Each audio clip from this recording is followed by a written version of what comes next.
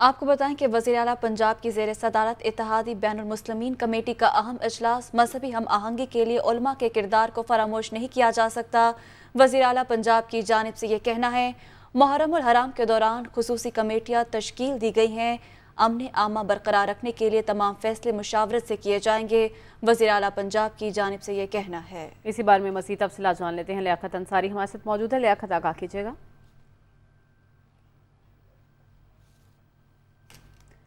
लियाकत, आप हमें सुन पा रहे हैं? जी बिल्कुल।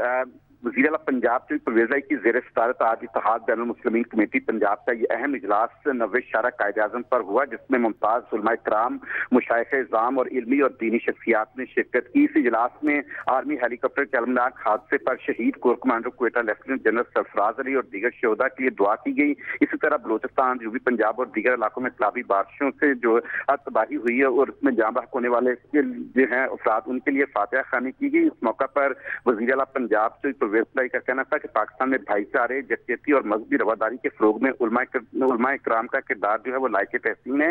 मजहबी हमआहंगी के फरोग में उलमाए किराम के किरदार को फरामोश नहीं किया जा सकता। वज़ीर आला पंजाब परवेज़ लाई का कहना था कि मुहर्रमुल हराम के दौरान मजहबी रवादारी और क़याम अमन के लिए ज़िली सतह पर खुसूसी कमेटियाँ तश्कील दे दी गई हैं और कमेटियों में इंतजामी, पुलिस और उलमाए किराम को जो ऑफिस उनको शिरकत के लिए शामिल किया गया। बहुत शुक्रिया लियाकत, आपने अपडेट किया।